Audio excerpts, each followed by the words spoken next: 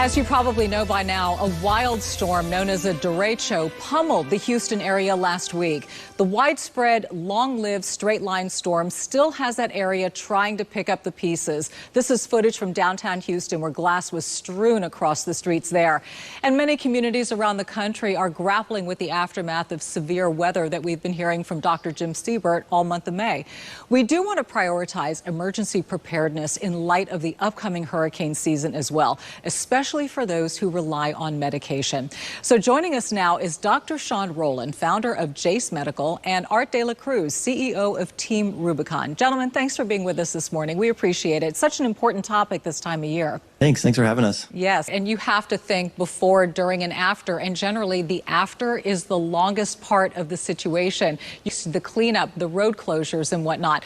I would like to talk to you, Dr. Rowland, about medications, specifically preparing for those. You know, you need to secure them safely, obviously, but a lot of people wonder, should I stock up? Should I have, say, a month's supply in advance in case a hurricane or a storm blows through? What do you say to that? Well, I say absolutely. If you look at the different government agencies that have plans and suggestions, there's always a mention on there about being prepared with your medications, having an extended supply on hand. It's why we exist, actually, is to enable that process, help patients with that process so that they can get not just medications that they take on a daily basis, like things for high blood pressure, anxiety disorders, seizure disorders, whatever that medication is, but also for medications that are going to become a lot more important in an emergency situation where the health system might be overrun, where you might have quick access to things like antibiotics, antifungals, things where in a disaster scenario, a cut that becomes infected can become a lot more serious a lot quickly than it would in your regular day-to-day life where you have the convenience and time to go get that taken care of.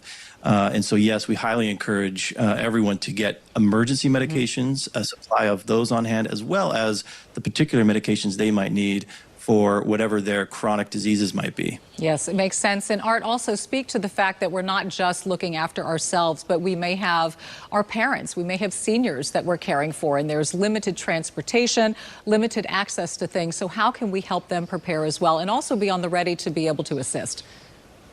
Yeah, I think, neighbors help neighbors. We're all part of a team. So if you have family in that area, those 6 points that I recommended, I'd make sure that you review them with them. Have proactive plans during what is likely to be, it's actually the worst forecasted hurricane season ever, is make sure that, those preparations are done in advance and be very, very proactive. You don't want to wait till the last minute to execute these plans. Again, put yourself in a position where you can say, I'm glad as a family that we made this decision, instead of in retrospect saying that you wish you had.